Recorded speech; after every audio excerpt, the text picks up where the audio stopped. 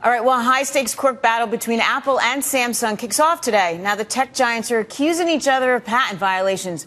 But do some of these claims go too far? Joining us now, Jon Rettinger, president and editorial director of Techno Buffalo. Jon, I'm thrilled you're with us right now because I know you know this stuff. You know, these guys are pointing fingers at each other, and it's almost like trying to get a patent on air, isn't it? I mean, this stuff is just out there now. You know, it is getting very aggressive. In the tech world, patents are becoming extremely valuable, and they're being defended ferociously.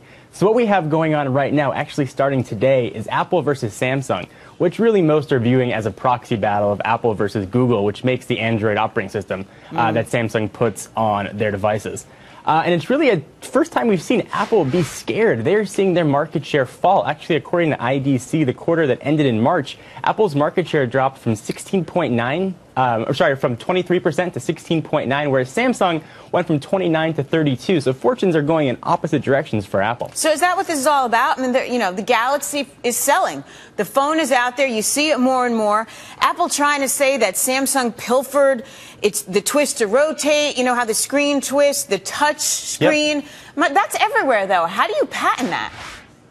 So, and that's probably a much better question. Whether or not they should have been patented is another argument, but they were patented, and Apple does have the rights for them.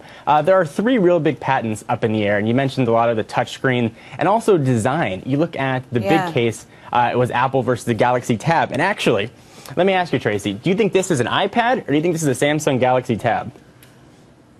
I think it's iPad. Probably not. So you'd be wrong. This is a Samsung Galaxy Tab. I fell for that. So you took a look at these. So you look at these two next to each other, an iPad here, a Samsung Galaxy Tab here. You know, there certainly are similarities between the two designs. So whether or not Apple has, you know, legal grounds, or whether or not you could say, well, what else can you do with the tablet? It's a screen.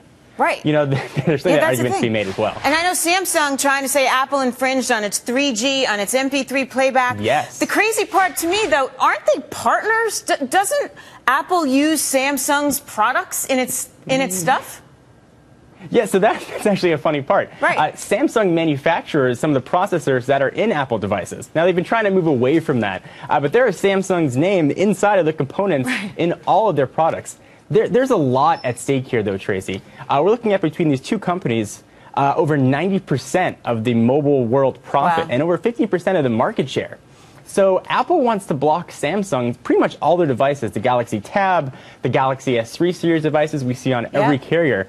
And they're looking for them to pay $2.5 billion in damages. I know. It's crazy. Jon, can you make a call? Which way do you think this is going to go? You know, I think if Apple felt that they had a weak case, they'd be looking for a settlement. Apple is aggressively pursuing this, which leads me to believe they feel very strongly about their case. Regardless of how it plays out, though, the real losers, though, are the two of us and the rest of the consumers out there. If Apple wins, we have one less choice of devices to buy. If Samsung wins, it's going to change how Apple manufactures their products. Regardless of who wins, we lose. We always do. Jon Rettinger of Techno Buffalo, thanks for taking the time and sharing your thoughts.